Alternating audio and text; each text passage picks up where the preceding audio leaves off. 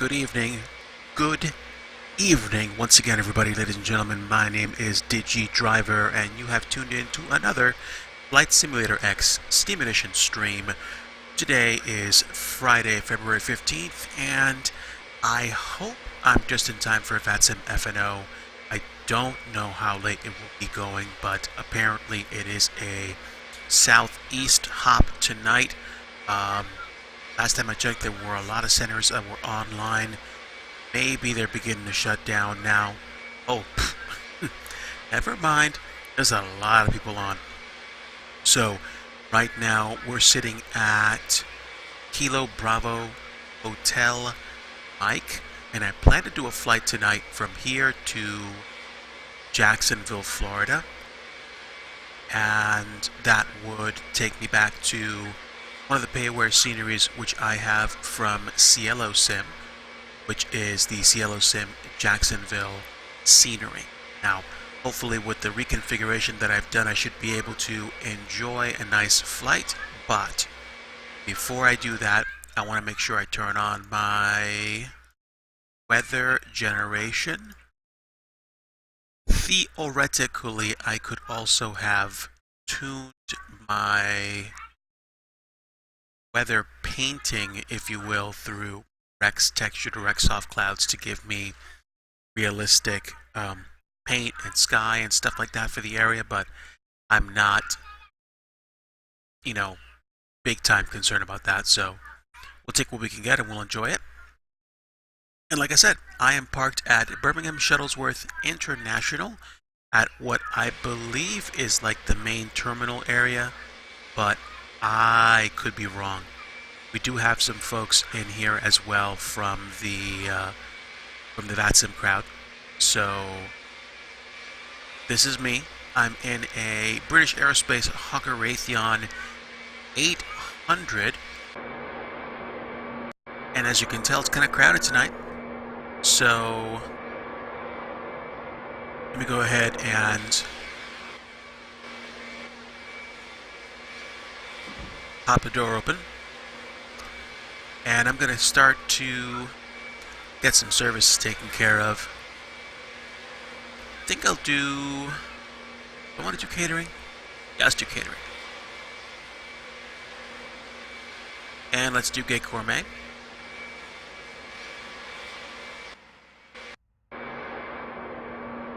And while I get myself ready, I'm going to confirm what my flight plan is. Oh, I never actually set the flight plan.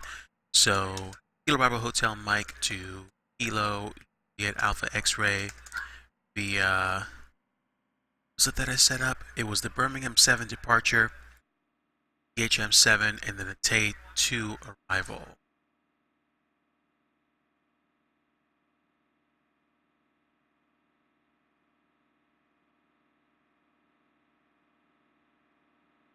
Okay. And if I really want it to be...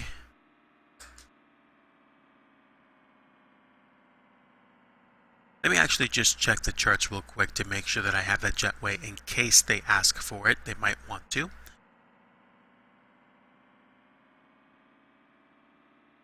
Don't mind me, guys, getting myself ready here. Hopefully you guys are having a great evening. I am in for the President's Day weekend, and I'm double checking my flight plan. At least I thought I was. Oh, right, there we go.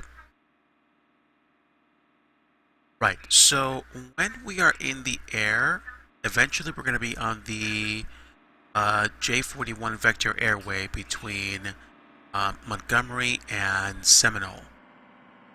So, there we go. I could say...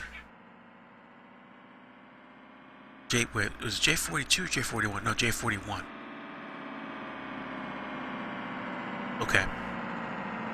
So let's go ahead and file that.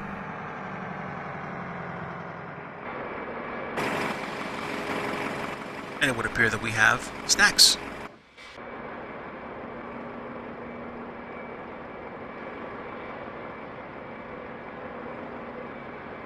Okay, does this plan have a 2D panel? Yes, it does. And does it have light controls here? I don't think it does. Hello. I don't think it does. I think we just control the lights from here. Full lights on, full lights off. Alright, let's go ahead and turn the, I think, cabin lighting on. Logo. And probably anti-collision lights on for now. And no smoking and seatbelt lights. And while we're waiting, we will turn the APU on. And that's it. Catering service completed, and we have fuel. So let's go ahead and get these guys boarded. Boarding should begin momentarily. I'm going to go ahead and confirm what my parameters are going to be. I'm going to be cruising as close to 500 knots as possible at flight level 30. I don't think I'm going to be doing it for long because of the distance between 2 points. We're literally looking at somewhere in the vicinity of what, like 45 minutes to an hour flight time. So I ain't concerned. Now we have Birmingham departure, Birmingham approach, Birmingham tower, and we have Birmingham clearance delivery. So actually, before I do anything, let me tune ATIS and see what's up. 79, ILS reports in use. Landing runway 24. Departing runways 2418. Elusive to airmen. Read back or hold short instructions. VFR aircraft take direction of flight. Advise on initial contact. You have information November. Okay, November. Birmingham Shuttless Airport ATIS information November. 02530. Land 190 and 8. Visibility 10. Light rain. 800 over test. Temperature 17. 2.16. Altimeter 2979. ILS reports in use. Landing runway 24. Departing runways 2418. Elusive to airmen. Read back or hold short instructions. VFR aircraft take direction of flight. Advise on initial contact. You have information November. I thought he said 29er 79er. Birmingham Shuttless Airport ATIS information November. 02530. Land 190 and 8. Visibility 10. Light rain. 800 over test. Temperature 17. 2.16. Altimeter 2979. Yep, that's it. ILS reports in use. Landing runway 24. Departing runway. Okay, so just hold on to that for now. I'm trying to find, I know where I can set the transponder, so setting the transponder is not going to be a problem. But I just can't see where the...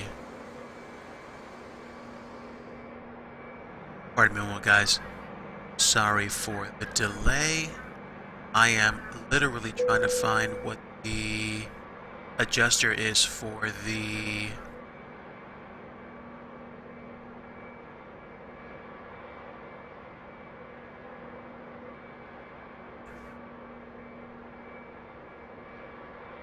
Okay. Lapse position. And... applicable, but it doesn't do anything. That sucks.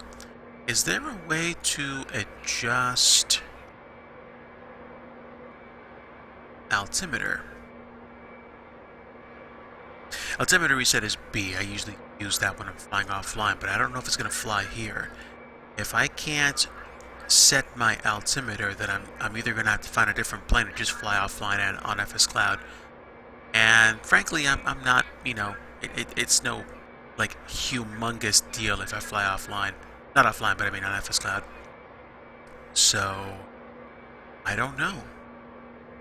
I got my heart set on flying with this thing though, so can I find the adjustment? I don't care about the texture, you know, quality per se, as long as I can find where I can adjust the altimeter.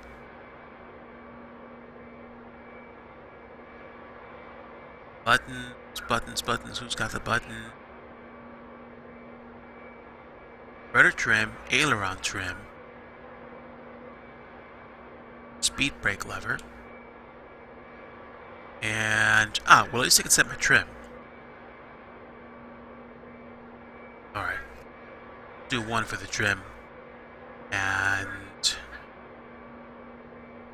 do we have any other place where I can set trim at all? Not trim, the altimeter at all. Yeah, it's kind of sucky. I may have to cancel my intentions to fly on VATSIM. But it's either that or I switch to a different plane.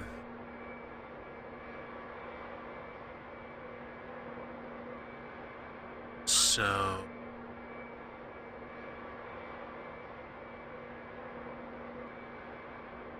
yeah, I don't see any knobs to adjust the altimeter unless... I don't see a reason why they would put it up there.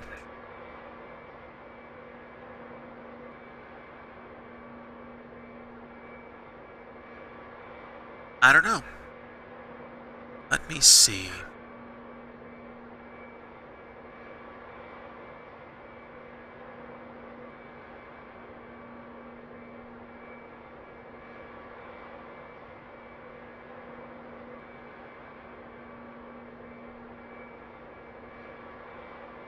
Maybe I'm not looking hard enough. ECAS.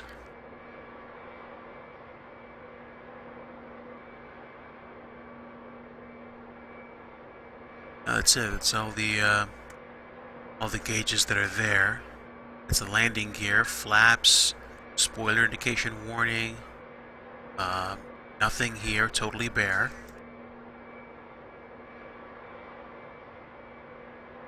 Yeah, no. I don't have a way of being able to adjust the altimeter. I have a way of adjusting altitude, but not the altimeter.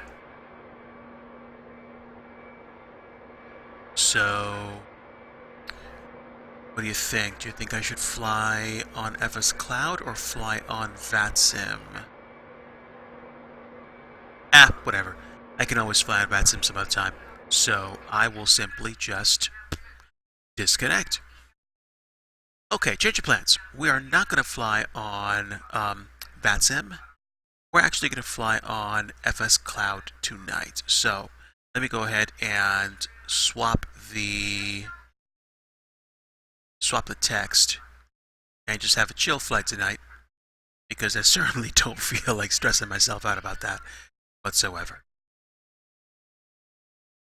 So, change the text.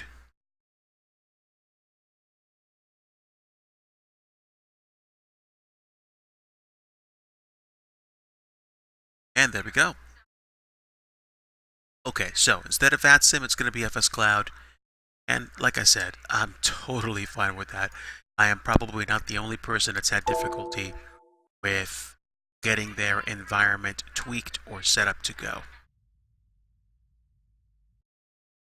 So give me just a moment. I am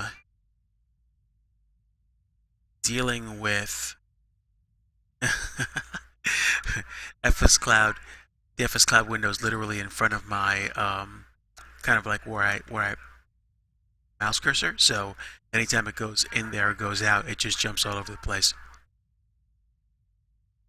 I am waiting to connect.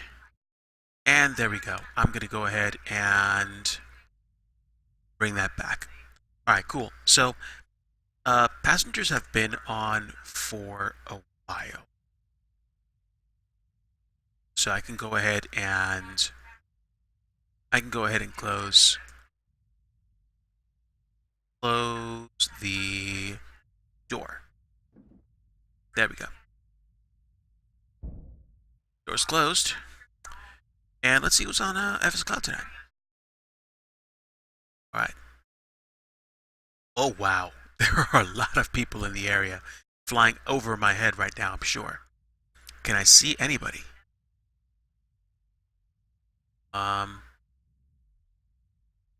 It would be kind of like in the sky above me, so I don't know.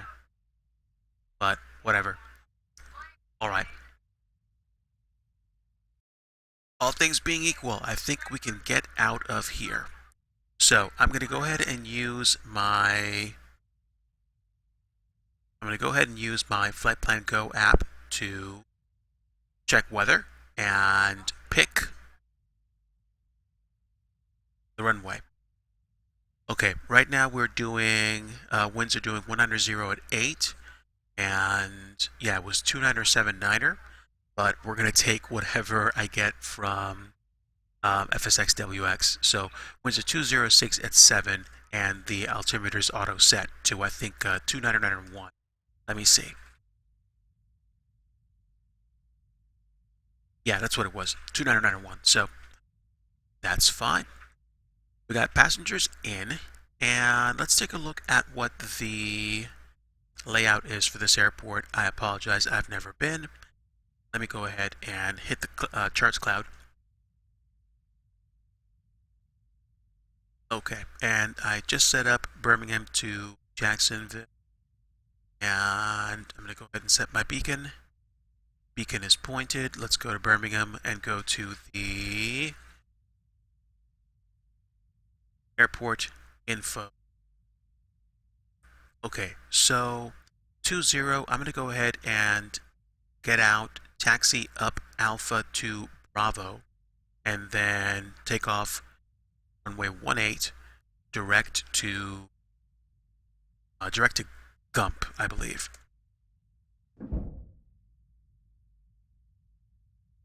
Let's see if I can find Gump here. So, Gump. Okay, can't find Gump, but we've got the flight plan set, so we should be fine. And the departure, I believe, top of climb was, what, 5,000? Let me pull up the departure. It's a BHM7 departure. And add a bonus for tonight's flight, if you guys want to join up, I am DigiDriver, and I am parked at Birmingham Kilo Bravo Hotel Mike, in case you want to join me for the BHM7 departure to Jacksonville. Okay, and top altitude is going to be 4,000. I'll take 4,000 before Gump, and maybe Montgomery before I climb out. But if I do that, I'm really not going to be able to get that high anyway. So if I hit 4,000 before or just after Gump, I'll just continue straight on to flight level 310. So there we go. I can't tune Gump. I can tune Montgomery. So I might go direct Montgomery once I hit 4,000 feet.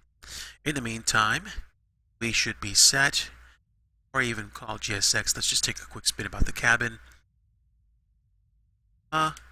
APU is running. Let's turn on strobe and beacon, nav, and turn the panel lighting off. Maybe turn it back on later. I will turn the taxi lights on a little bit later.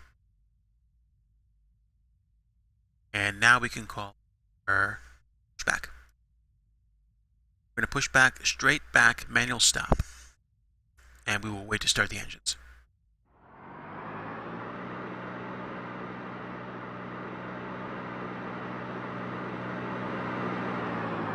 Hello, Ghost Miner. Good to see you. Hopefully you're enjoying your evening. We are getting out of here. We're going to go from Birmingham to Jacksonville. Hello, Captain. We're ready for pushback. Hello, Airport Gary. I see you. Airport Gary's coming over to take care of connecting the gear. And then we will fly out, yeah? This is good. Locking gear. There we go. Gary's taking care of business already. I don't see anybody on the ground at Birmingham. I'm sure this is atypical of what traffic at the airport is. So I'm just going to go ahead and assume that we're just doing the deal. Departure check completed.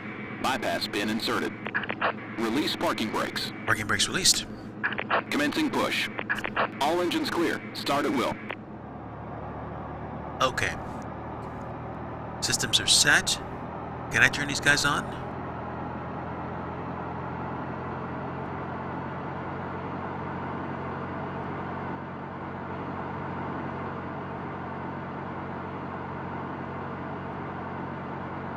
Alright. Turn them both on. Flaps already set, trim's already set.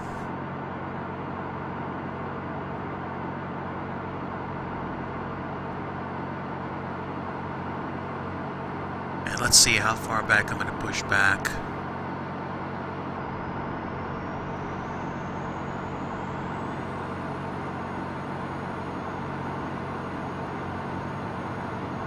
Pardon me just a moment, guys. I'm trying to get myself squared away.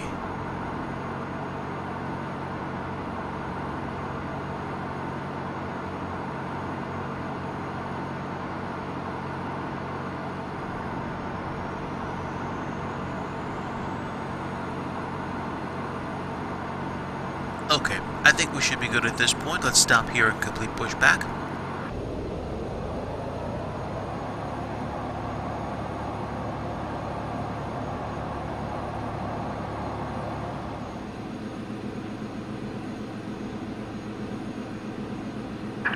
Set parking brakes.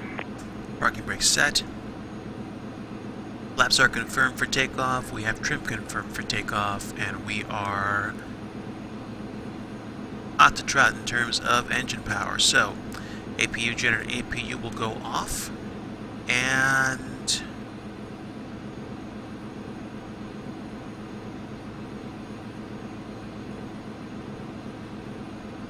the taxi lights turned on. Unlocking gear.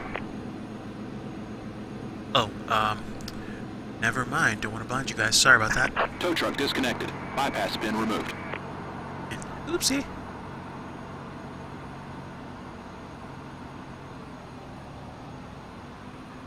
I like the view in this plane because all my buttons are like right here. And no shadows. Hashtag because frame rate.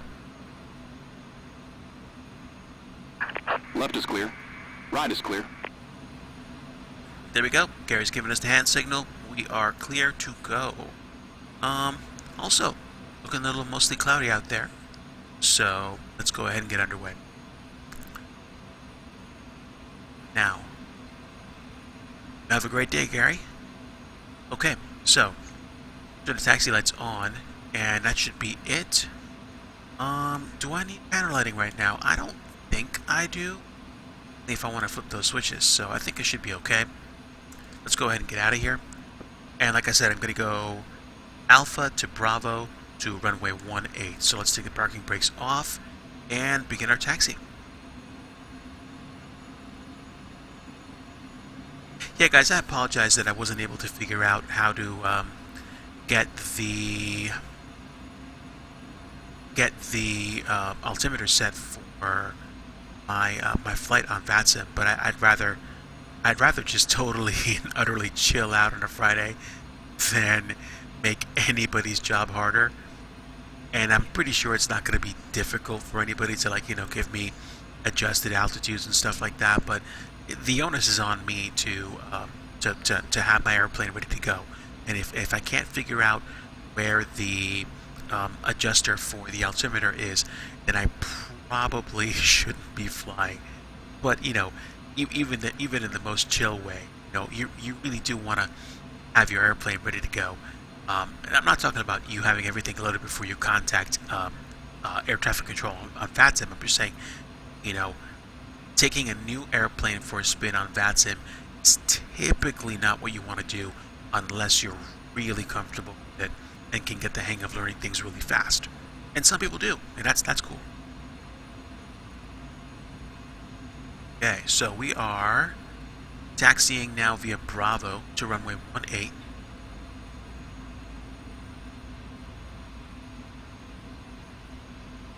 Let me go ahead and do an obligatory hold short before I cross runway 6.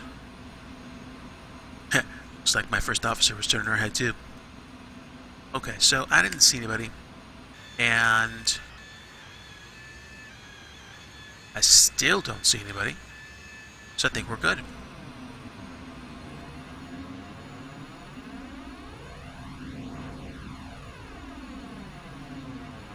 Ghost Miner, I am better than I deserve. I am chilling out for the weekend and just enjoying some time at home. This is DigiDriver officially sanctioned tonight's flight. We're flying to Jacksonville, and hopefully we're going to have a nice flight, realistic weather, and hopefully the weather will not be too shabby. I think the only inclement weather we're going to encounter is the weather we encounter on the way out of the Birmingham area. And like I said, I'm not on VATSIM tonight, I'm on FSCloud, so I may come across some people flying in my general direction. There are some folks flying to the northwest, maybe to Nashville, maybe not. And there's somebody on the ground at Orlando, Gaming Dad. So shout out to Gaming Dad and everybody else flying on FSCloud this evening.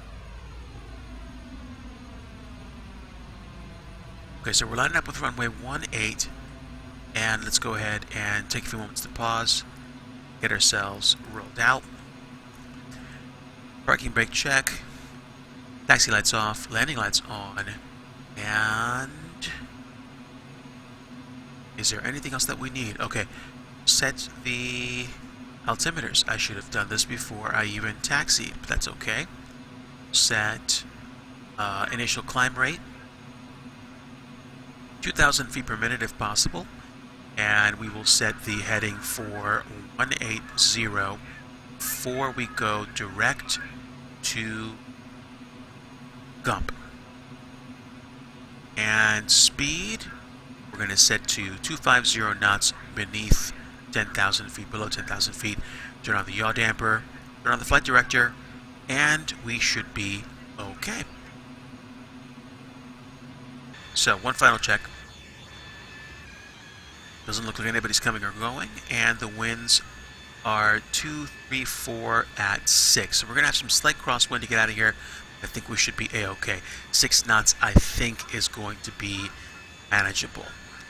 See that for ourselves, but again, I think we're good.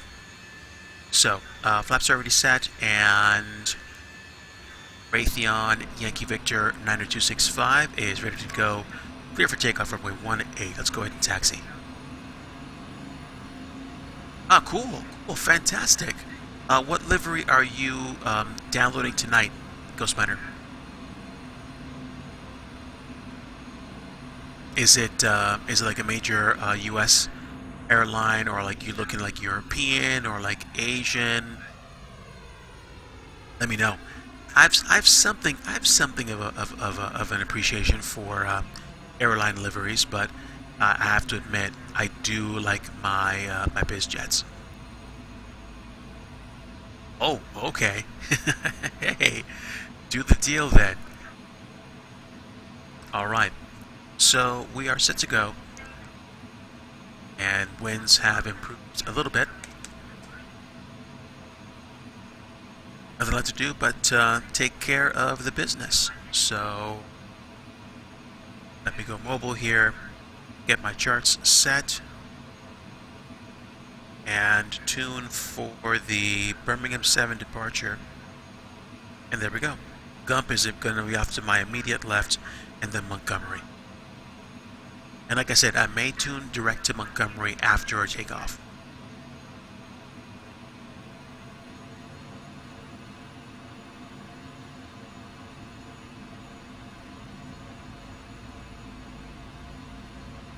Alright, engine stable and toga.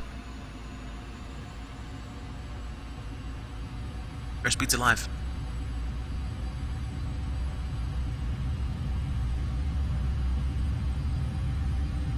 And 80 knots.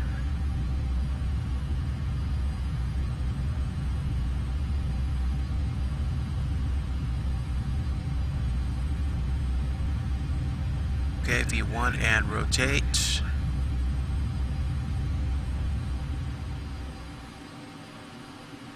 Okay, positive rate, gear up.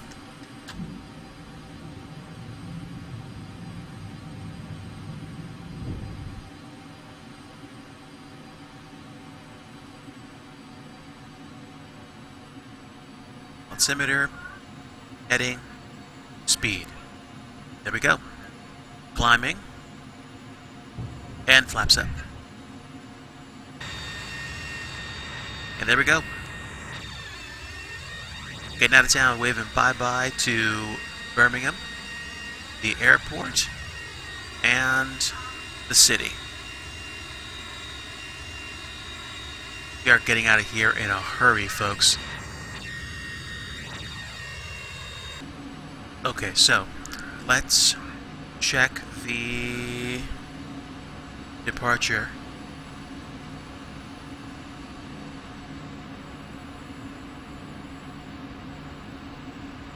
Okay, and at this point I can tune Montgomery, and I believe hit both Gump and Montgomery on the way out of here. So that's exactly what I intend to do. Activate, and we will hit the nav button.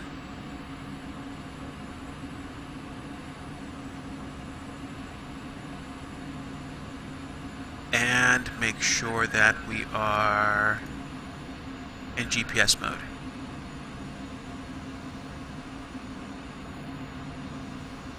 There we are. Flying through the clouds, going direct through Gump to Montgomery. And we'll go ahead and continue our climb to flight level 310.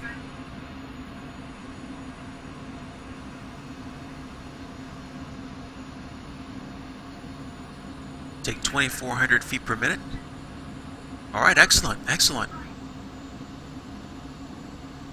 If you do spawn into FSCloud, I would almost recommend you taking off from Atlanta if you're going to be flying anything jet-like.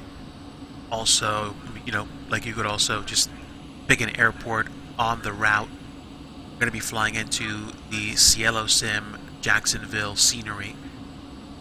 And speaking of scenery, I might decide to get some more scenery before the Orbex Valentine's Day sale is done. It ends on the 18th, so I guess you could also call it a President's Day sale, but that's just an Americanism.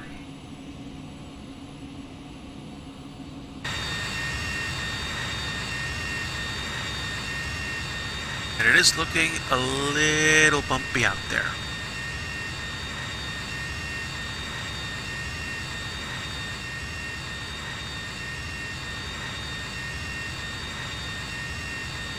But it's okay. I think we're actually climbing up through the clouds. Either that or it's supremely hazy out there. Okay, prop liner. But, how fast does the DC-6 go? Like, can it actually move pretty quick? Because I'm gonna be flying at like 31,000 feet. Depending on the tailwinds, I'm gonna be around 400 to 500 miles an hour, or maybe a little bit more.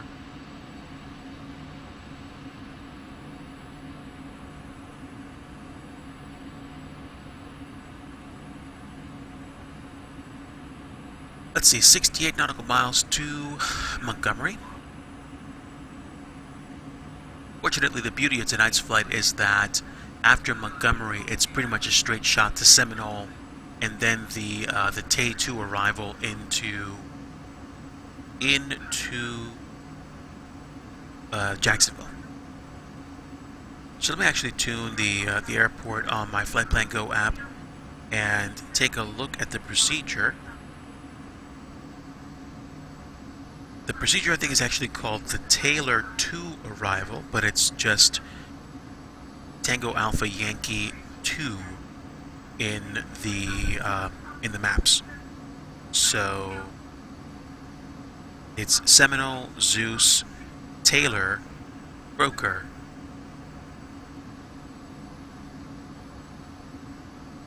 and then I think, oh, there we go.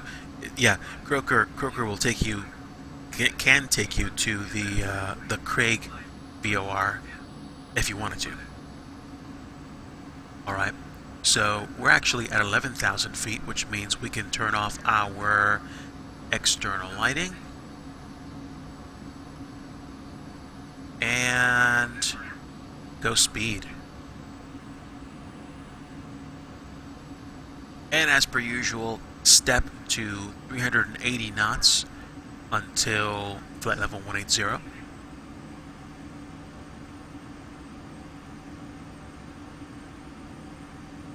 Okay. If you can only do 25,000 feet, then do that, or do whatever altitude above flight level 180 that will get you to your fastest speed, or however you want. Within reason, or like I said, just chill. I was prepared to go on VATSIM tonight and brave the crowds for a little F&O action, but yeah, it's not worth me getting frustrated, and it's certainly not worth me spending a whole bunch of time trying to plan a flight that literally will take me a little bit less than an hour to do. Or maybe at this rate, an hour and a half. But I've learned my lesson from before. Like, you know, it's a simulator. It's not worth me getting ticked off.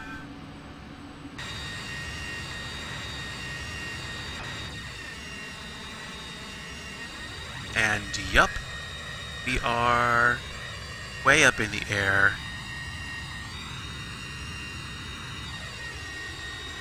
Enjoying a very, very good frame rate as we fly over, I guess,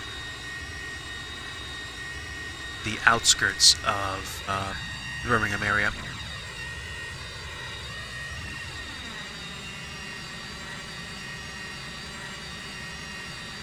And that's fine.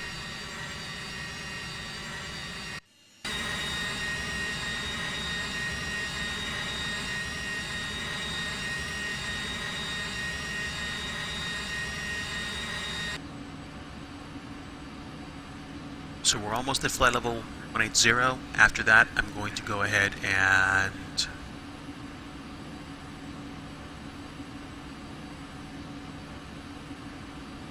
okay, then don't top out at 25,000. Maybe go to flight level 190 and see how fast you can go there.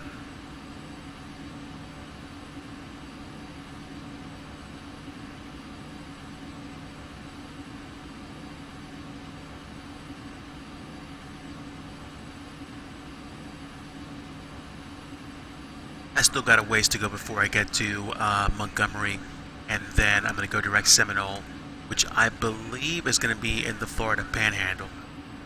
So, not too concerned about time right now.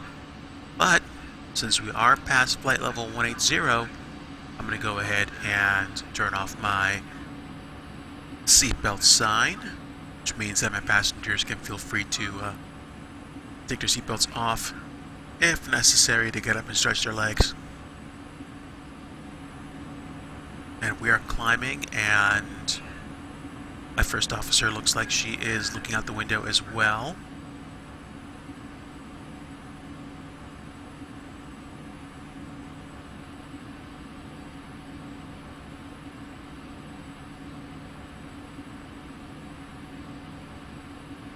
Let me see, anybody else coming into the radar here?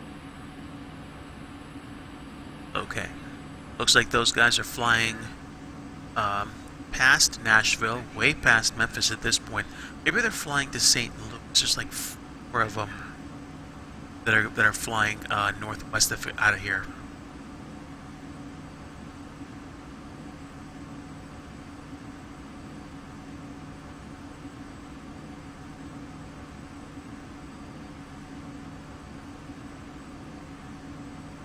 One of these days, I may have to do another prop flight, but this time in like in a turbo prop, like maybe an Alabeo or like the King Air, and see where we can go, like a regional hop, like from one end of like say Tennessee to the other, or something like that. I do like my jet planes though, so that I may have to work really hard to wean myself off of that, but I don't know. I've done a couple of prop hops with people on in another place. So doing a twin turbo prop hop from city to city might not be a bad idea. Might even stream it. And that might be a goal. I mean, I've already flown, across the Atlantic Ocean this year already, so why not do something special like that?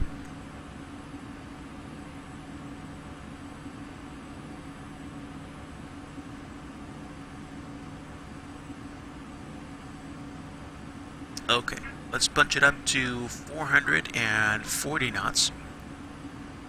We're almost at flight level 270, and then realistically I might want to start thinking about it in terms of Mach speed. So let's go ahead and reduce that climb rate to maybe 1,500 feet per minute.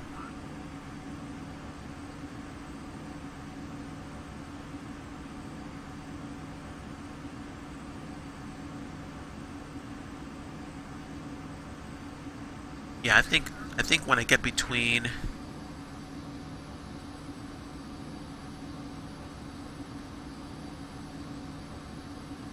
a prop hop over to Sydney. Well, let me think. I might have to actually plan for that in the future. But if I do a prop hop in Sydney, it would be with my Orbex FS Global scenery, and I'd probably get good frame rate. So it would have to be, I guess it would have to be from like a regional airport or an airport not that far away. Oh, also I forgot. I think I have a Qantas Dash 8, or at least a Fly Berlin and a Horizon Air. I might actually have a Qantas.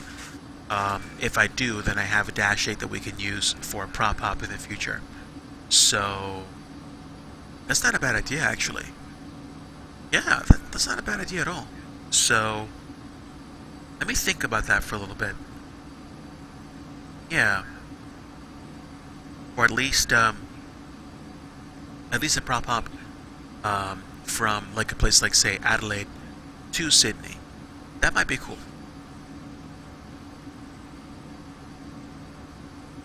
Okay, so we're coming up on Montgomery, and we're going to be turning direct to Seminole once we get there. Seminole is going to be the beginning of the Taylor 2 arrival into Jacksonville. And hopefully, if I haven't consumed too much in terms of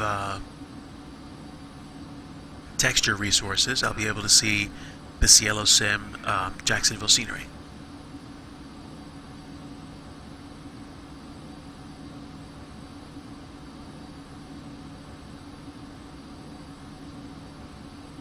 From KPDX to YSSY in a Lockheed Constellation, and also a prop hop from YSSY back to KPDX in a DC-6. Oh my gosh, man. If I understand this correctly, you flew from the States to Australia, and from Australia back to the States. How long did that take? Because that sounds epic in terms of length.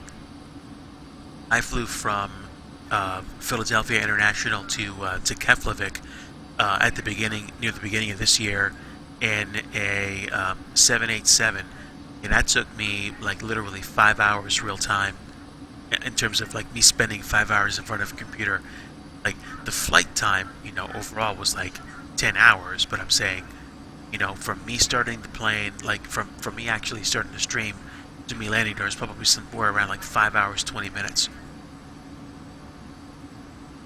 Okay, another person using Project Flight. Maybe I should sign up for it. I'm not sure, but it sounds interesting. With that said, we've almost got 5 nautical miles to Montgomery.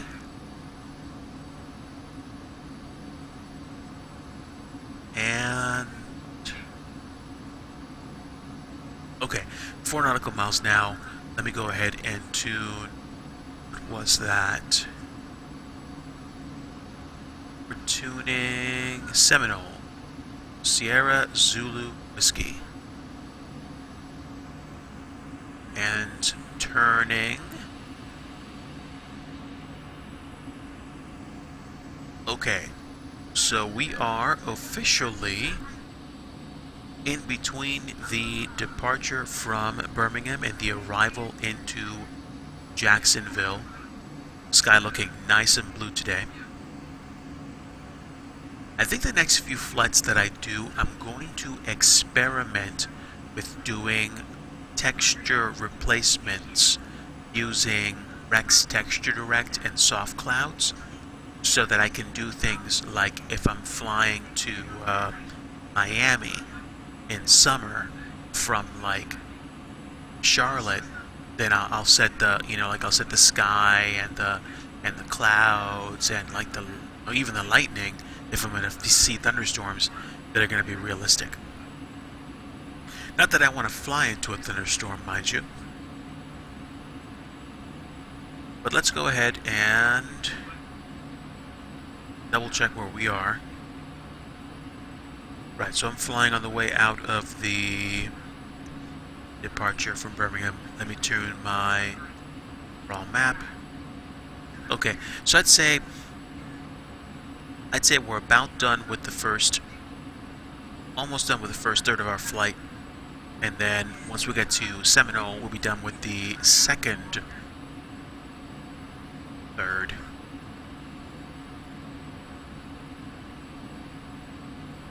What was I trying to check? Oh, yes. I was trying to check the Taylor 2 arrival, because I want to make sure that I am not getting this wrong.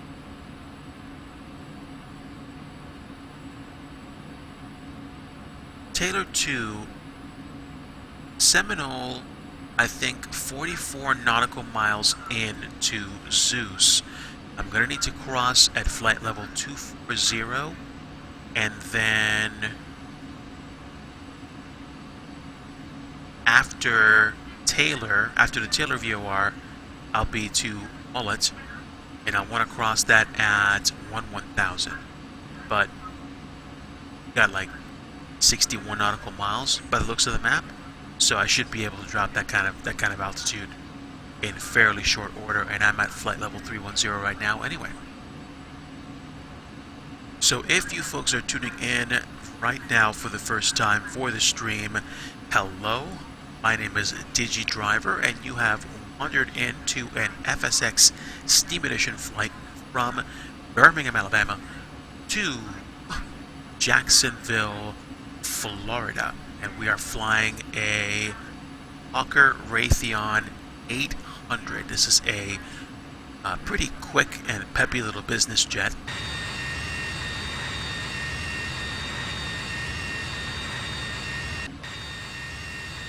And right now we are flying on the way down to the Seminole VOR to kick off the Taylor 2 arrival into Jacksonville, and hopefully when we get there we will see some nicely rendered scenery from the CieloSim team, because CieloSim made a Jacksonville scenery which I purchased and I really was nicely pleased with.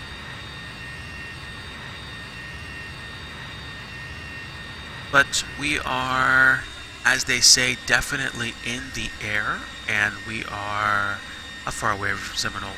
Wow, we got over 100 nautical miles to go. Tell you what, I'm going to give myself a moment and get up and stretch, see if I can get myself a little sweet treat.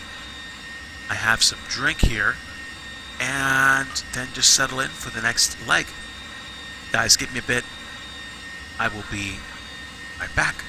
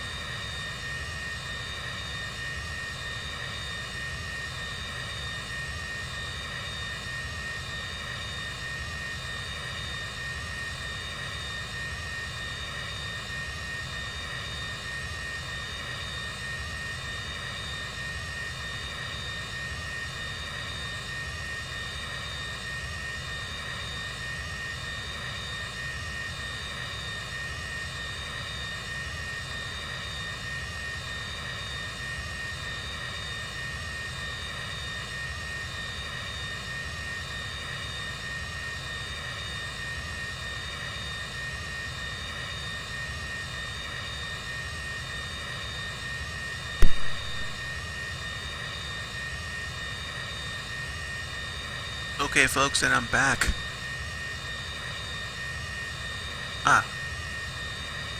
Ghostbender reading your last message. You got pictures of the route, the Connie and DC-6 flight from KPDX to YSSY and from YSSY back to KPDX. Alright, so, got myself a little bit of grub. Tonight's snack is plantain chips and a little bit of carved turkey cold cuts.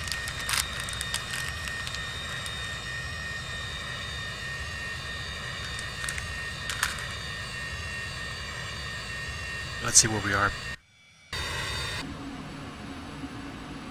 Okay, 85 nautical miles to go to get to Seminole. So we're not doing too bad.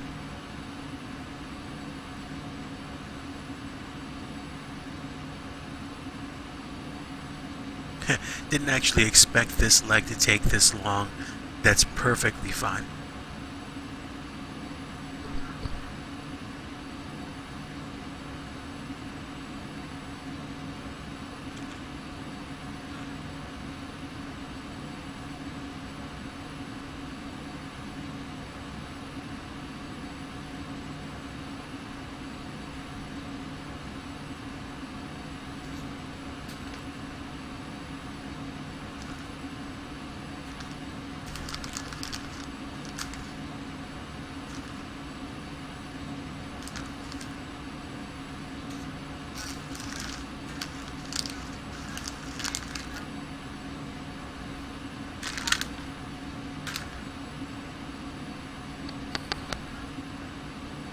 May not be the best thing for me, man, but cold cuts of almost any kind are like amazing as a late night snack. I'm just putting it out there.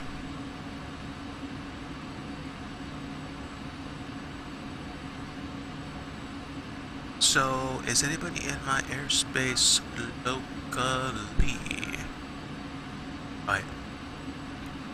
Star Lugo is on the ground at what appears to be Orlando, or an airport between Orlando and Daytona.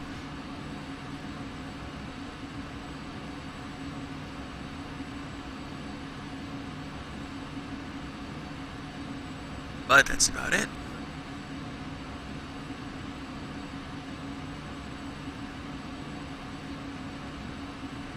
Now, yes, we do have the interior of this plane modeled. It's a nice little freeware model, but it actually don't look half bad at all. Let me actually get up from the captain's chair and take a stroll down the aisle. Last time I was in this plane, I took a look at this. This kind of caught my attention. This is pretty interesting. That somebody would put this level of detail in an airplane, like in a freeware airplane. That's actually pretty cool. And let me see.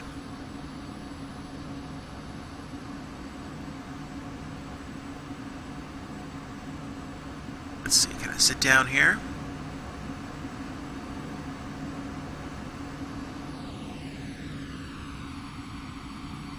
There we go. And have a seat and look out the window. Oh man. Yes, I'm a bit of a ham like that. There we are, man. Yeah, 60 nautical miles, and I might be able to see this river that we're crossing out the window here. Or not. Got some pretty thick cloud cover out there, so.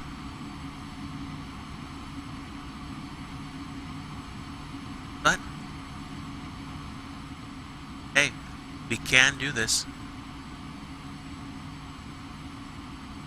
Alright, so that works for me. Back in the captain's chair.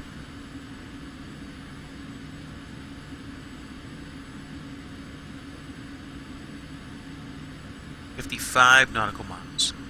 And then I guess we'll cross Seminole at flight level 310.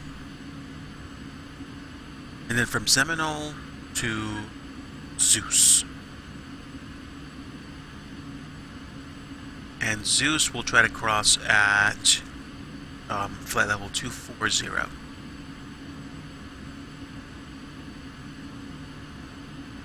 Let me actually take a look at my my moving map and see.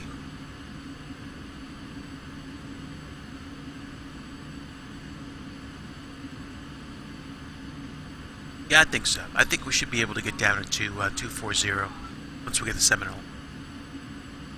Okay, cool beans. Looking forward to having you in the air.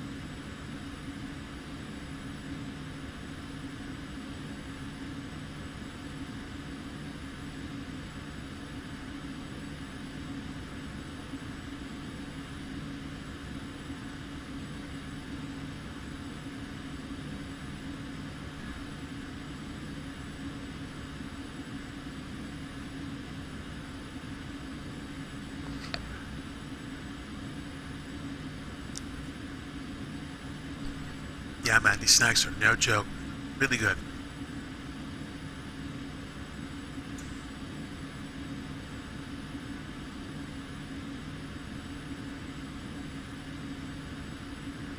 Some coffee will probably drill it home, but I mean, I don't know if I want to be wired till like 3 in the morning. That might be a bit too much.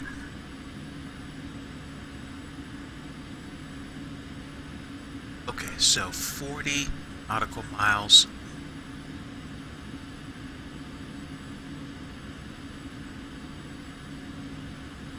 Yeah, and I think we'll be able to safely say be in the panhandle at that point.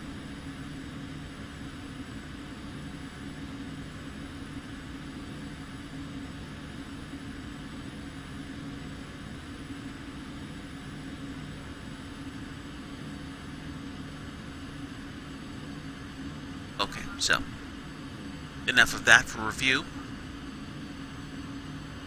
Got a little bit yet to go.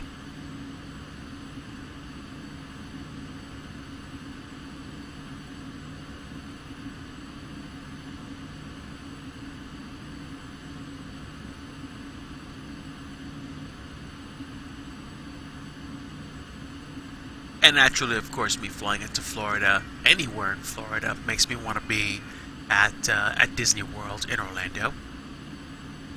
It's the place where I go to be a kid on a regular basis. And I look forward to the next time that I will get to be there. I had originally thought that it was going to be around June, and I was planning on being there for FS Expo, but some life stuff may happen in between then and now that will dictate me necessitating a change in travel plans. And, you know, kind of sucks, but it's also, you know, something that has to be done. If I can go, I'd like to, but there's also the dilemma of, you know, hashtag Project SimRig, which is just a question of, you know, whether or not I want to actually go somewhere or actually buy a better computer for flight simming. Because this is a well-tweaked Surface Pro 3 tablet, but it is a tablet, and there's a reason why I'd run a desk fan behind it, because it does overheat really easily, and I would prefer to have a better, stabler, more an option on hand, because you can tune the daylights out of a 4-cylinder engine, but at the end of the day, it's still a 4-cylinder engine. With that said, since it's mine and it's free, I will keep enjoying this computer until another option is forced.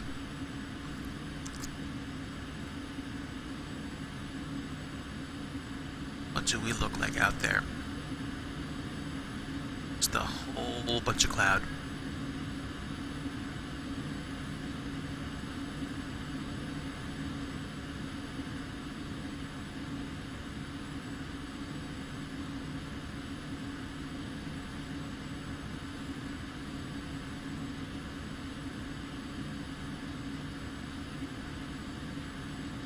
Okay, 17 nautical miles to Seminole. And then, can we tune Zeus or not? Sweet. I'm glad we can. That's going to make my job a little easier. That's cool.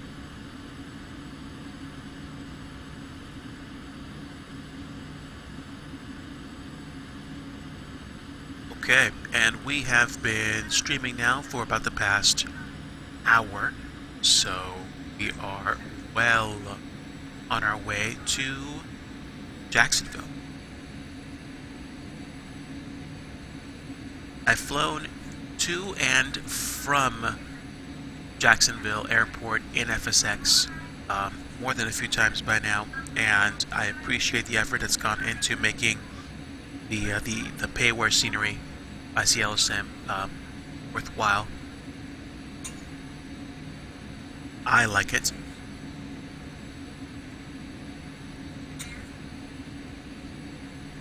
Okay, I'm gonna eat the rest of my late night snack after we get tuned to Zeus and start getting ready to descend, because I know we're gonna have to descend to flight level 240 once we cross.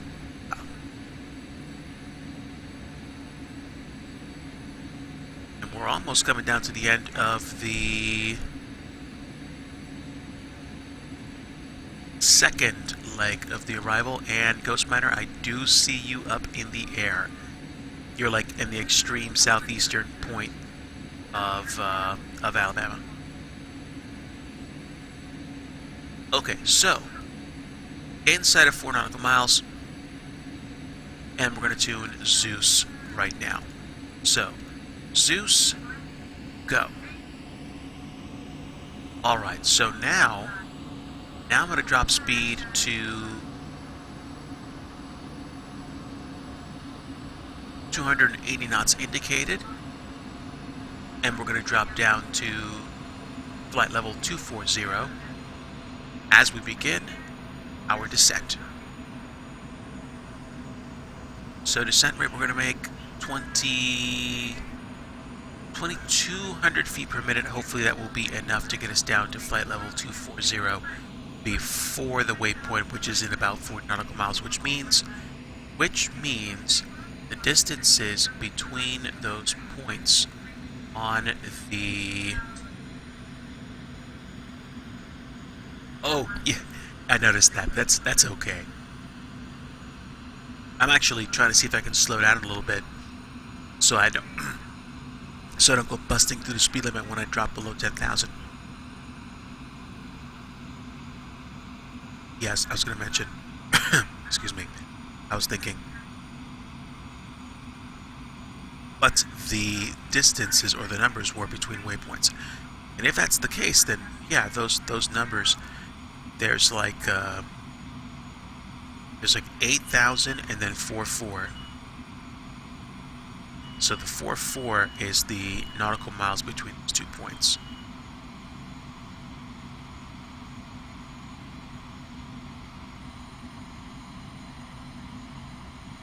Okay, we are descending. So I'll turn on the seatbelt sign once we get below flight level 180. Okay, my indicated airspeed right now is 242. So I'm not gonna be, I think, that far ahead of you. And it looks like I'm slowing down a little bit too. So that's good.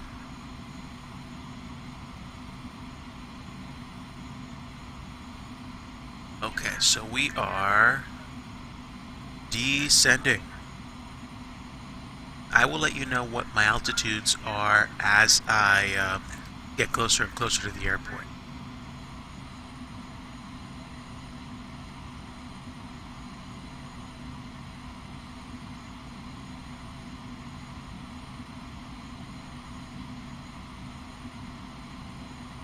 Alright, so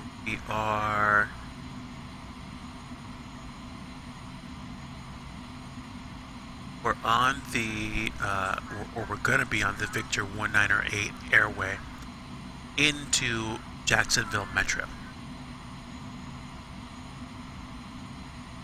Give me just a bit to finish off this piece, and then we will start thinking about what the arrival plans are going to be.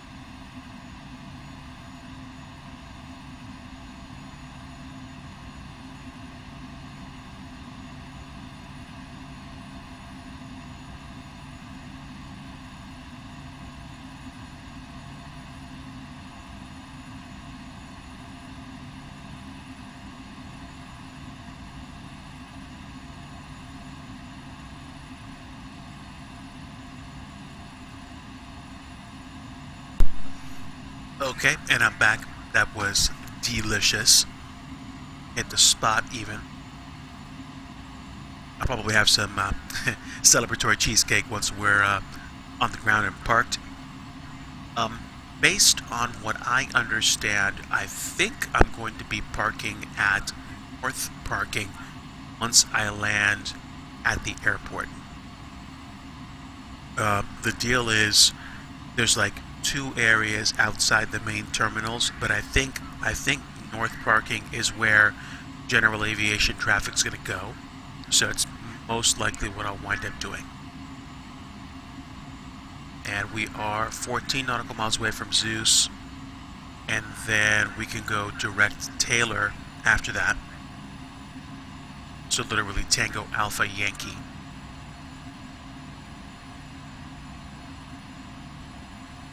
When we do that, I think I'm gonna drop down to 11,000, I think, or close to. But this time it doesn't have to be so quick.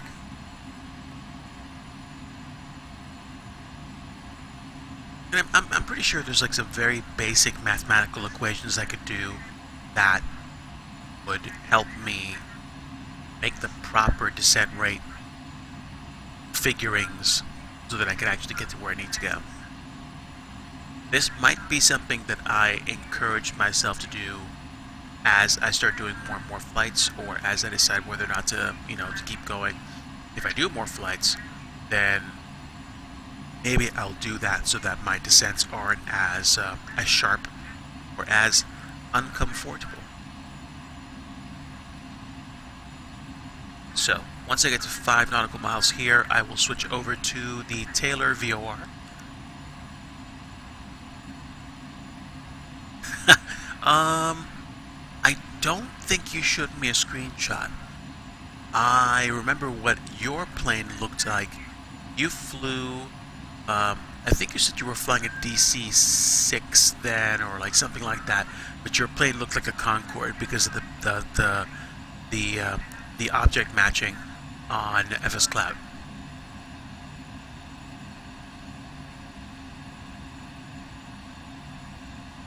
I know I took a screenshot or two and put them up on my Steam account. Okay, so we're inside 5 nautical miles. Let's go ahead and tune Taylor. Taylor's VOR. And there we go. Now let's go ahead and begin our descent. This time it's going to be more relaxed. We'll see if 1,500 feet per minute gets us down where we need to be.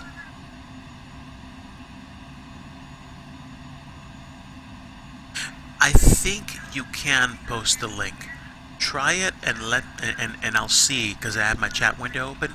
Try to post the link and see what happens. You know, you shouldn't be kicked off the chat because of whatchamacallit, posting a link. At least not immediately. I don't think I've configured my Nightbot to be that aggressive.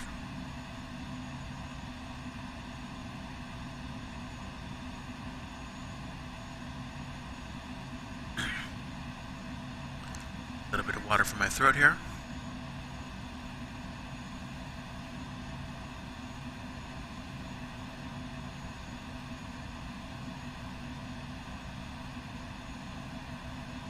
Ah, okay, cool.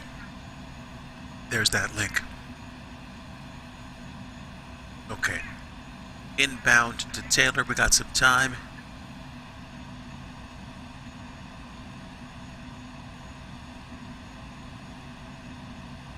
Copy that link location, and let me go ahead and open it. Let's take a look.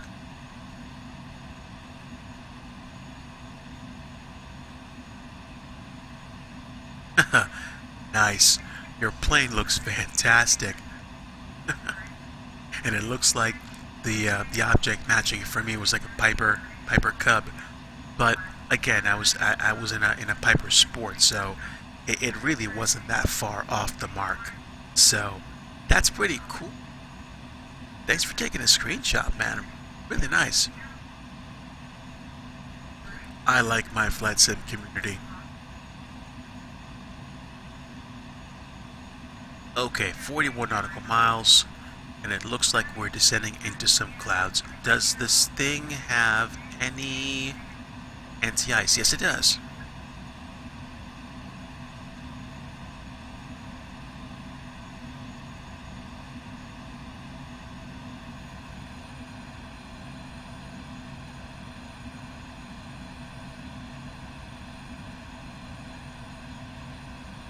Alright, what's my altitude? I'm going to go ahead and turn on the seatbelt sign now.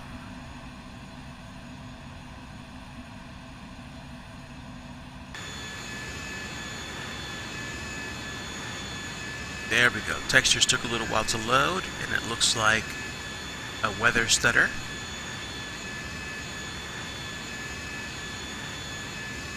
Yep, there we are.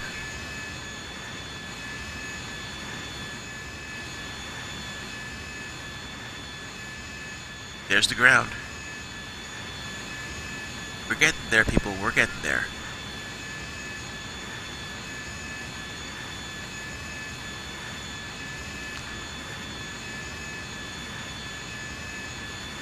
Glad I turned on the fasten seatbelt sign now. We got a little bumpiness as we descend through the clouds.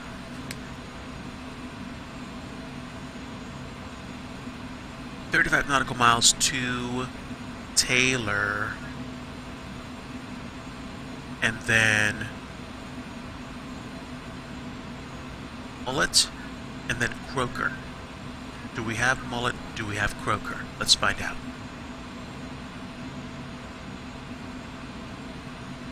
We have Mullet. Have Croker. Oh man, I like it when I can actually tune in real world, or at least real world enough nav aids.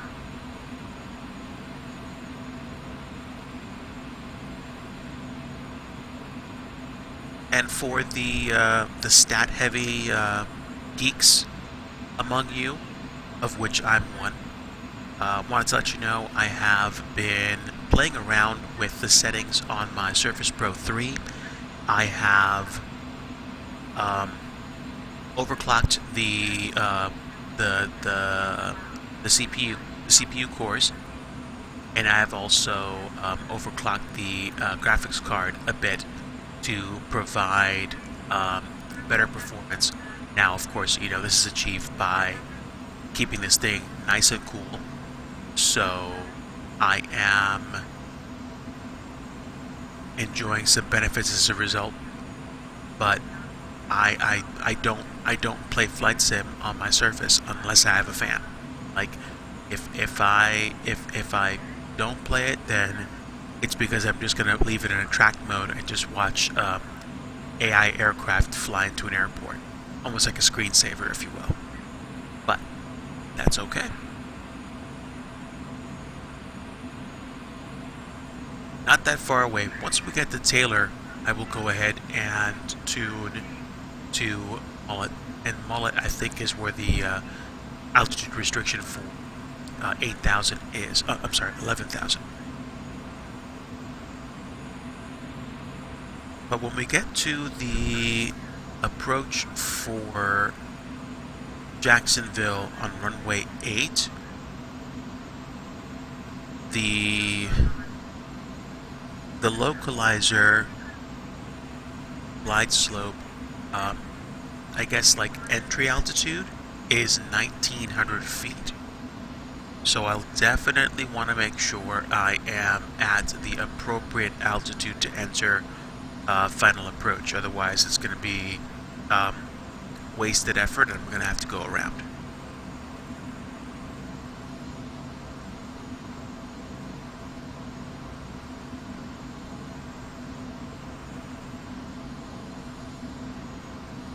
Okay, forgot. That arrival map does not support moving maps.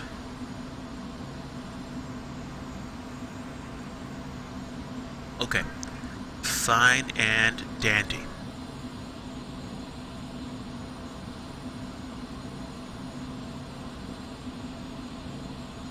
So, per the arrival, you get vectors for a runway after Croker, usually.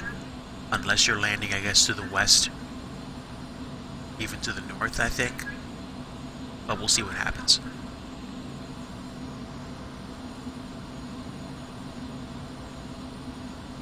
I almost feel like pushing it and loading in cloud shadows and in plane shadows, but I think I'm going to wisely stay my hand because I don't want to crash this, and I don't want to take out too much in the way of frame rate.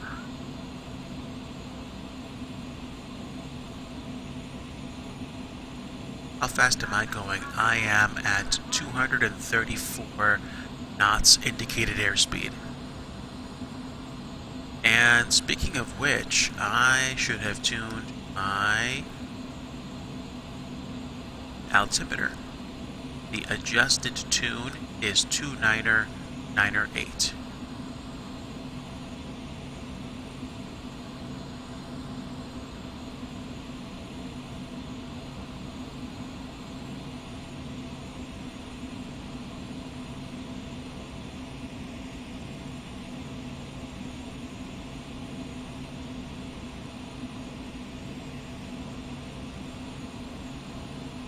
Whoa. All of a sudden I punched through the clouds.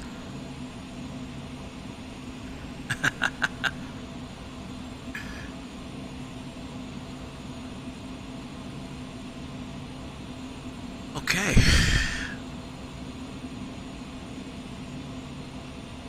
That was pretty quick, wasn't it? All of a sudden I find myself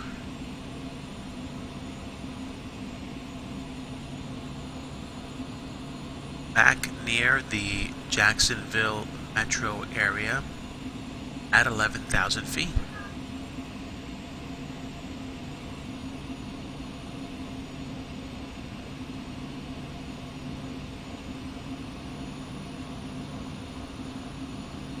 Seven nautical miles to Taylor, and we will adjust to go to Mullet shortly. Got a message here, airspace ahead.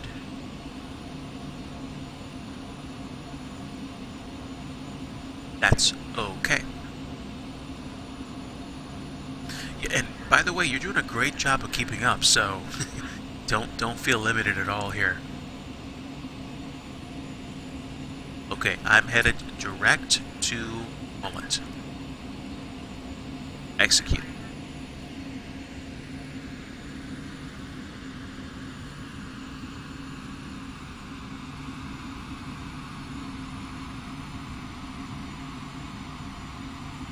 We are, man. Seeing cloud textures come into view.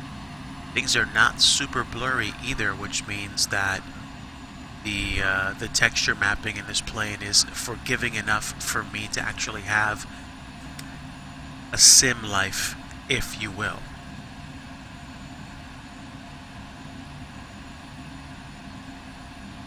Twelve nautical miles to after Mullet, we're gonna go direct Croker, and after Mullet and Croker.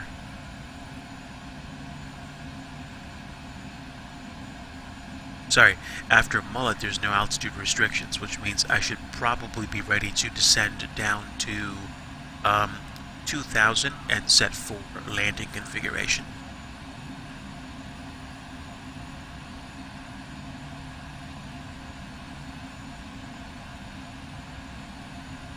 Wow, so I should expect that you're gaining on me. Good gravy.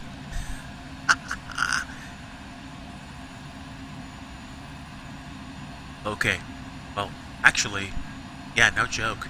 Can I see you? I don't think so, at least not right now.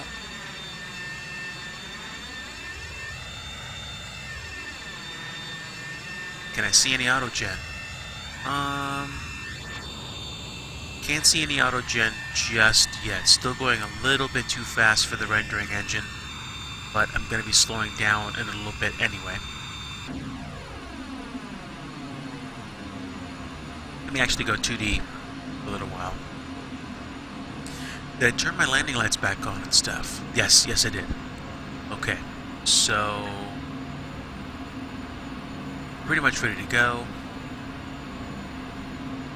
Ignition switch is on.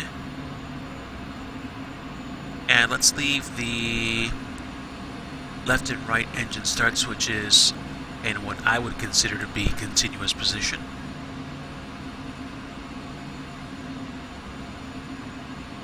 Tune Croker.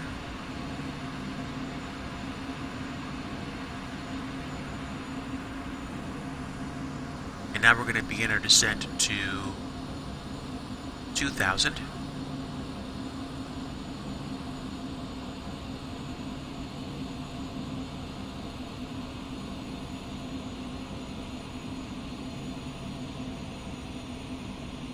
Okay, true airspeed setting for the Speedo is going to be 250 knots. Indicated airspeed, I'm basically already around that zone. I'll go ahead and pop in a notch of flaps.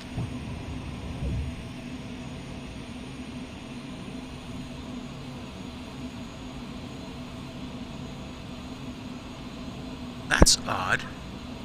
Now I can still see you, so that's fine. That's strange. Do I see you on my air traffic list?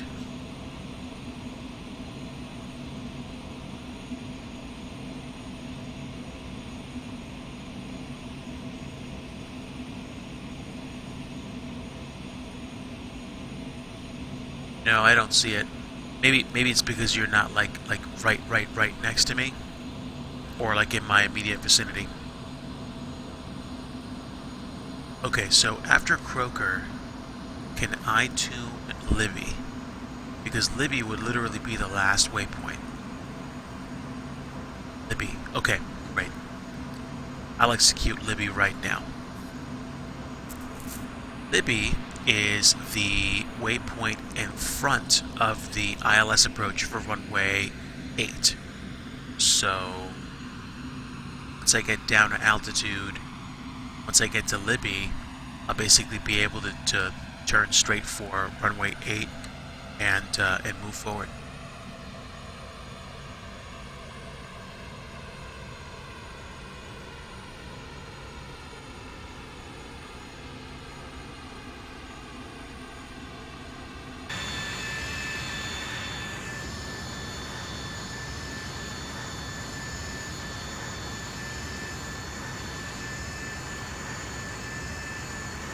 Yeah, man, we're getting pretty close.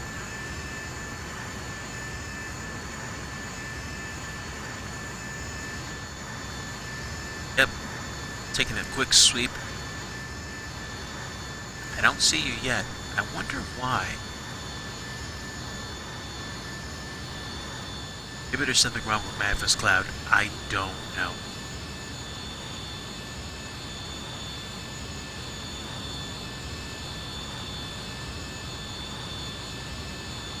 I'm relatively sure my... Oh, there we go. I see AutoGen now. Okay. But enough of that. 15 nautical miles. And we're getting pretty close.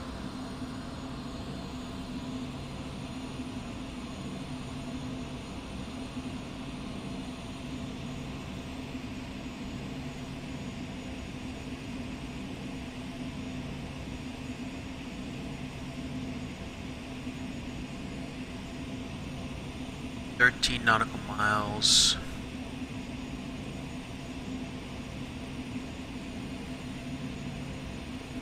When I get to, I think, 5 nautical miles, I will tune ILS. And ILS is going to be 10.7.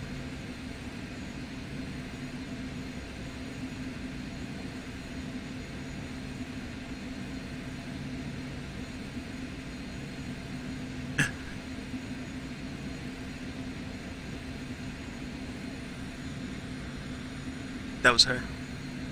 Yep. That was here.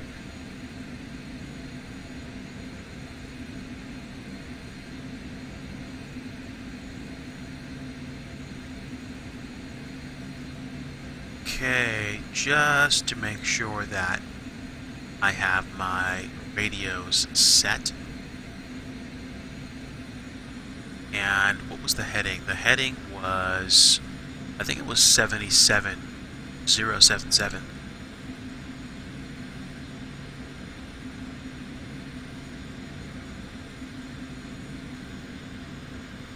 Okay, there we go. Radios are basically tuned at this point.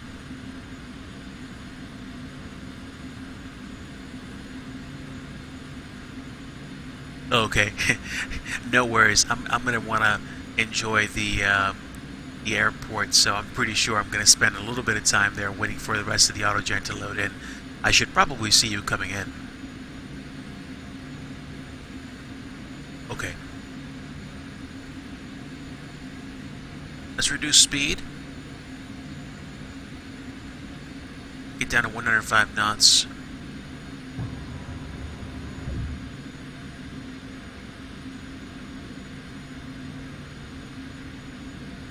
Okay. Go heading.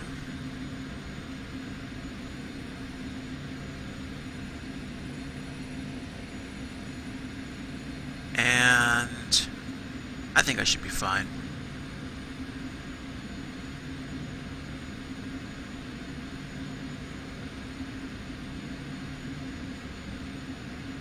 Okay, almost about ready. Gonna drop the gear now.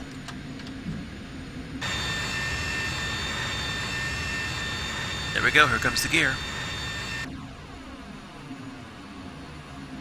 And now I'm going to turn heading 090.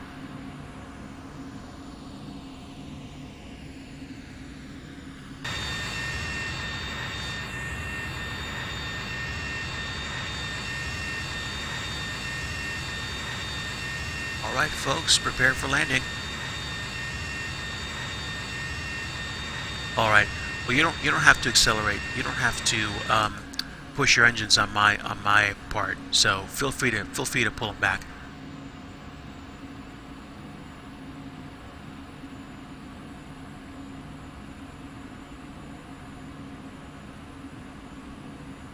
Okay, heading 080.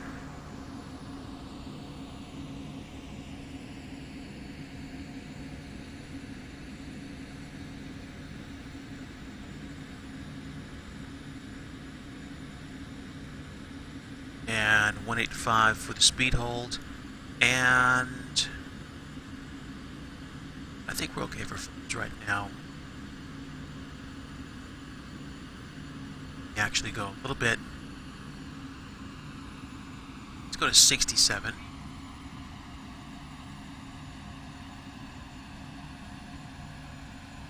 Okay, and now I'm basically reporting final.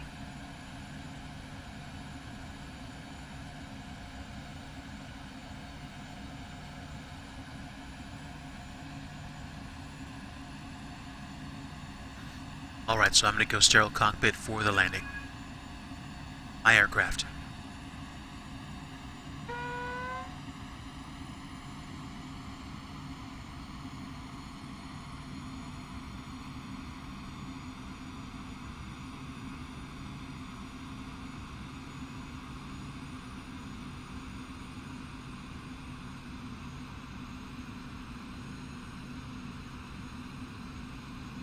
There we are. Airport's coming into view. Autogen is loading.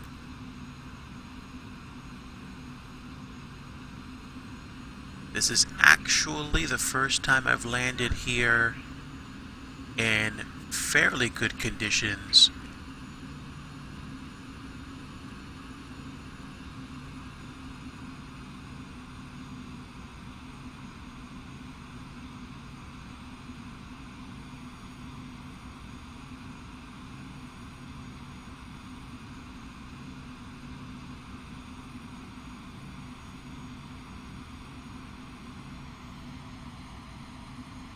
A little bit more. Come on. And full flaps. That should clean me up. Is it just me or is that the moon rising?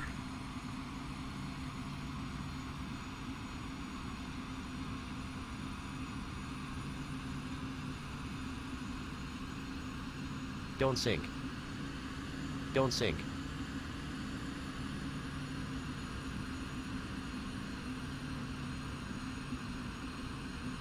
Don't sink. Don't sink.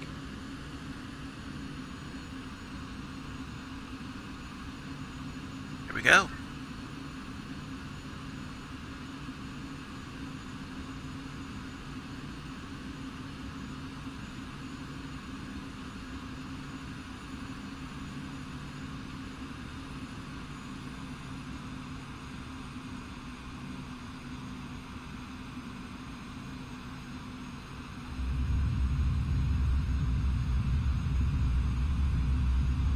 Spoilers, press reversers. And brakes.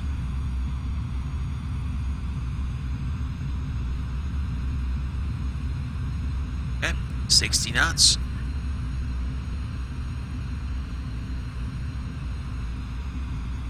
Spoilers out. And let's clean up.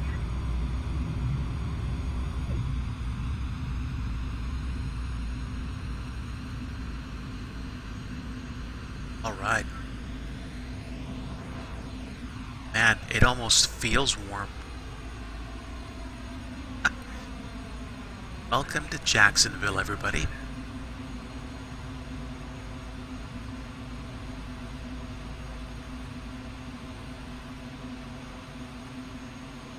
Okay, so landing lights off, and get the taxi lights on, and let's see.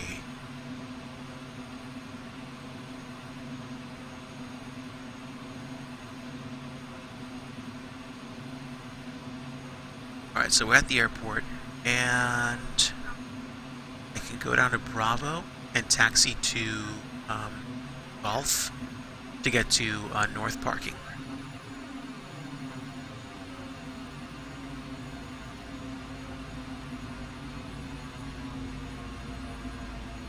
Ghost Miner, I probably imagine you could do the visual approach for runway 8 if you're using realistic weather, because the clouds are definitely not going to get in your way.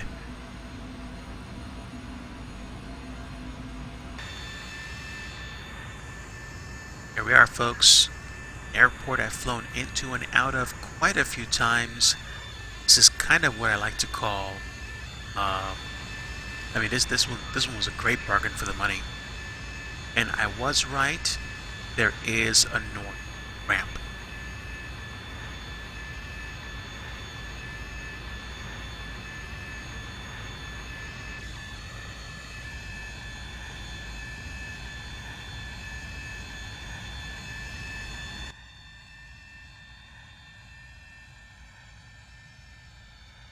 Alright, so here we are.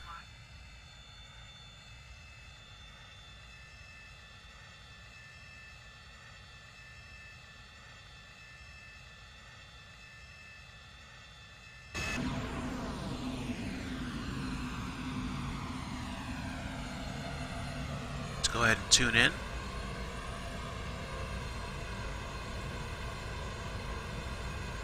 Okay, runway 13. Rock out, man.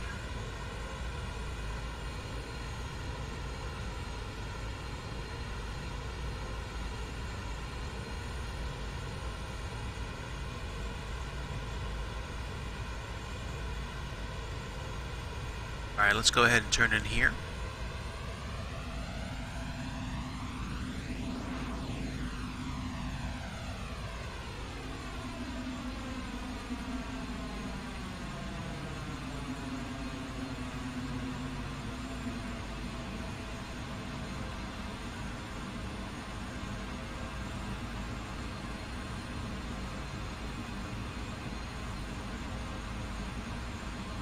Oh, I'm so glad I flew in tonight. I like this place. Maybe I should buy Taxi to Gate Orlando, or see if anybody has any better scenery for Orlando International. Because, I mean, it's a great place. This is a great place to fly into, but I would imagine Orlando will be even better. Now, with that said,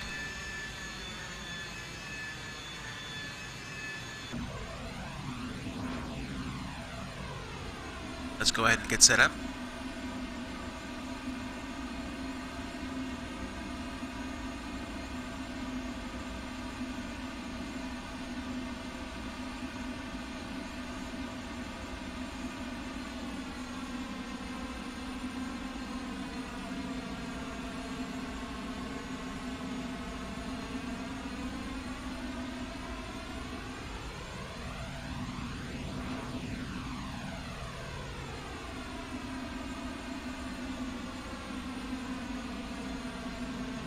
Okay, and coming to a stop.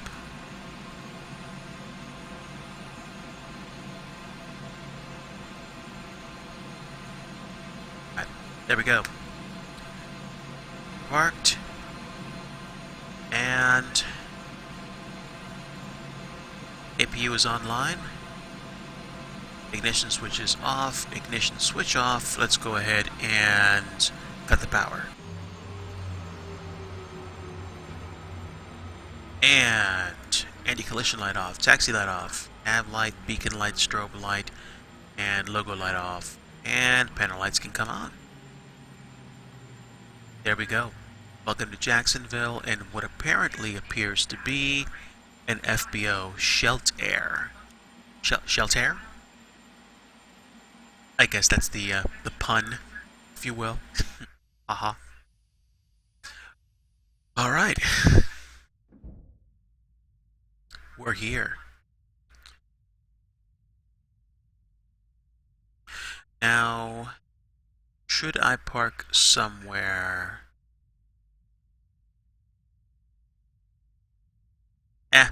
I'm good. Okay, so let me actually take a look and see what the last image you saw was. Oh, oh wow. Yeah, so you had a lot of clouds just now.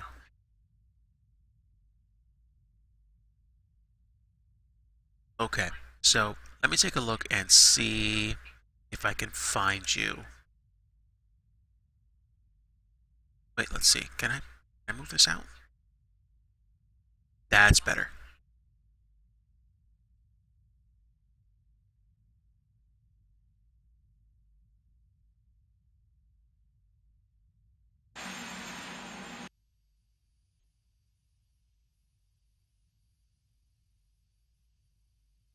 So I don't see you.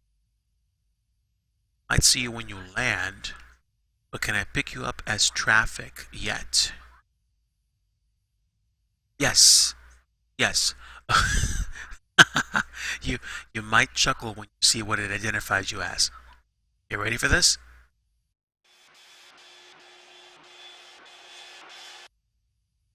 Alright, so let me actually save some frames and change to your view.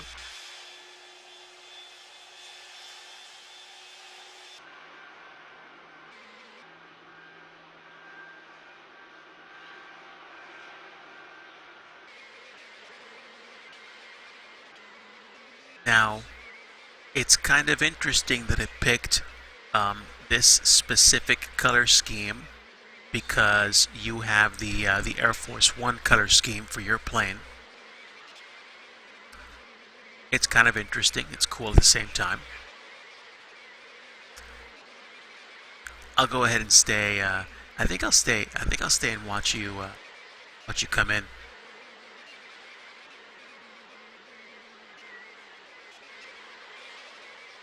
So let's see. My autogen is loading.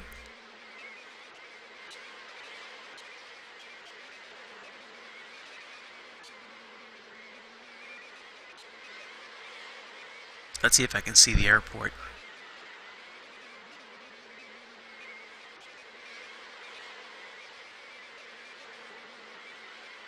Now, I also did reduce the intensity of my cloud coverage, so I think mine is like either medium or low, so there are going to be gaps in the cloud, so I'd be able to see more of the ground than you might be at this point.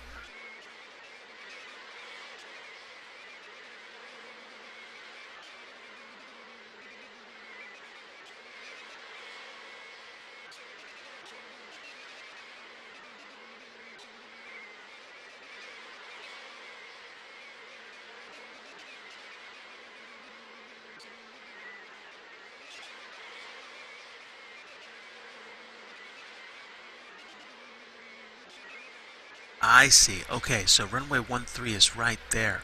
You're probably going to begin your turn to final right now.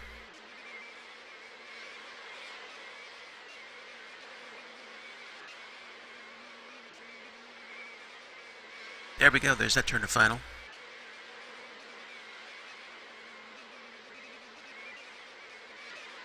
How high are you? Okay, a little bit under 6,000 feet. So you're gonna have to get down pretty quick.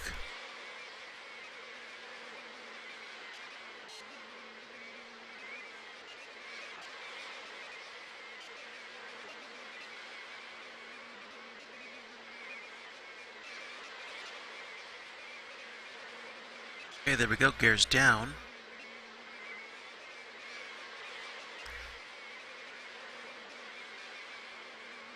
There we are.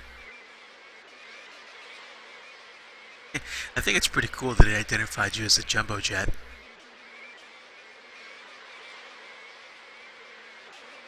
Okay, so the question is he going to make it?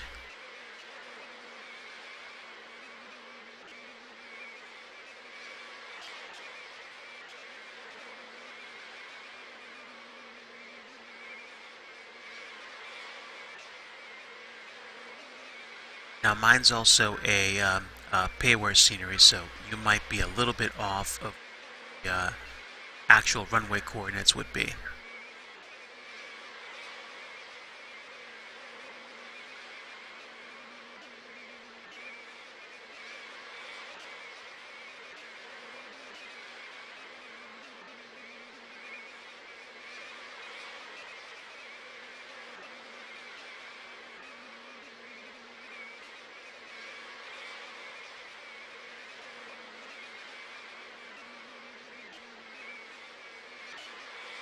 And coming in.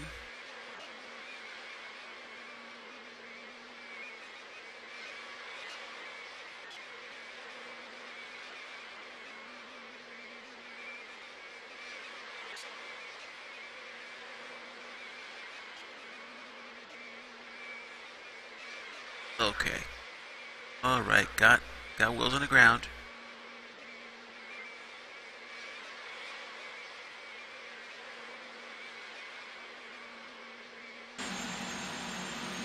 Oh, wait. Is mine? Okay, I thought for a moment that my plane was actually running. I don't know if anybody else has the same problem, but I seem to have difficulty with sound after engine shutdown.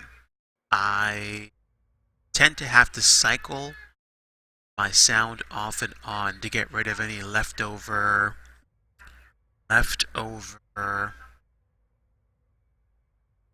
sounds of any kind.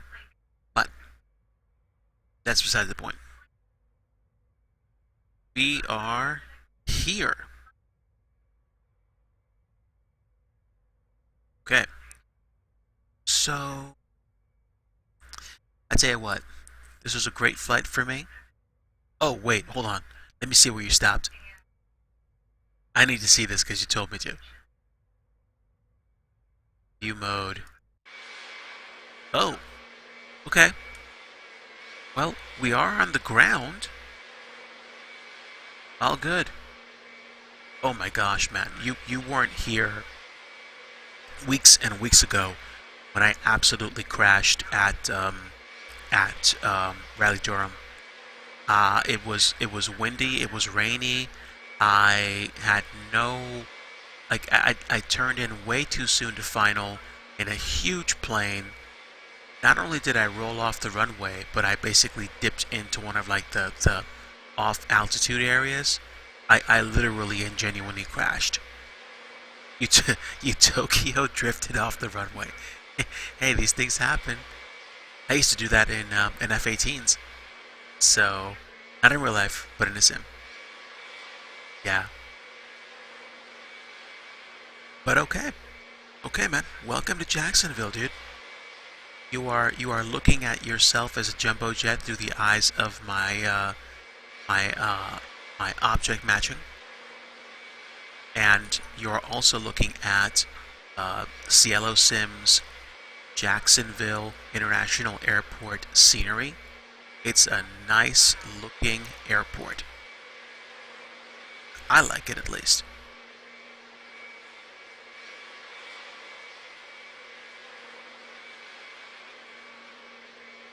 Okay, so pretty sure you can take this all the way up to where you like take a fork in the road, and then you can decide to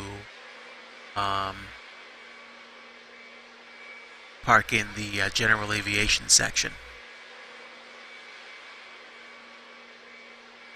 But yeah, I'm a fan of this place. It feels like it's legitimately like nicely rendered.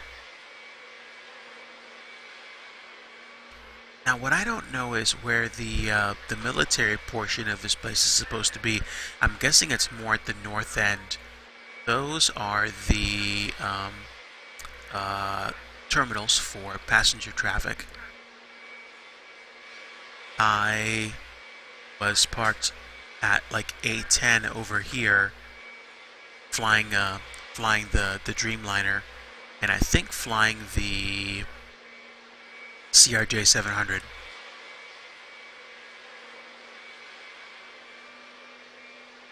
But yeah, this would probably be like the passenger area, and then I guess parking is out here.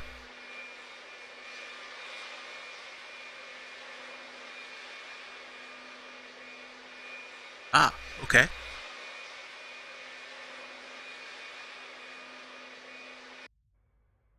Okay, now, with that said, we're here. We got here successfully.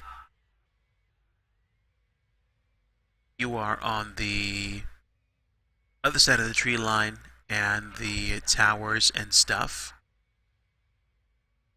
I am at the north end of the terminal. I think I'm gonna go ahead and wrap it up for tonight, and I'm going to potentially either fly again on Sunday or on Monday. Tomorrow I'm probably going to play some other games and have some fun. Or if I do flight sim again, it'll be off stream, either on VATSIM or with some of the folks on the cloud.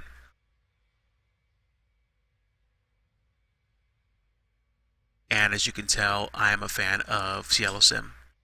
Although, like I said before, I may take some time to go shopping tonight to find out whether or not I am going to buy one more airport from Orbex. I have been eyeing up I think, Nantucket Island scenery, because I think it's going to be more supportive of business jets than Block Island will, because the Block Island runway is really, really, really short.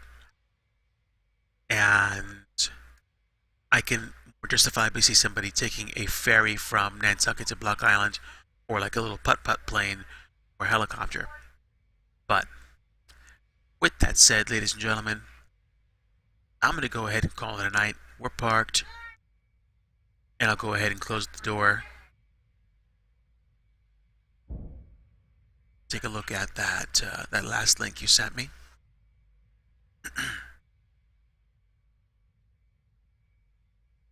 Oh man, nice. That's a nice plane. So there we go. We're parked at the North Terminal at Jacksonville, Cielo Sim, KJAX. Ladies and gentlemen, this is DigiDriver. Hope you had a great time with tonight's flight. I know I did. That was one of the nicest approaches and landings that I've had in a while. And I'm I'm gonna go ahead and enjoy that, as they say, in perpetuity. So until next time, folks, have a great rest of your evening. If you're gonna go to sleep, and take care. God bless you. Bye bye.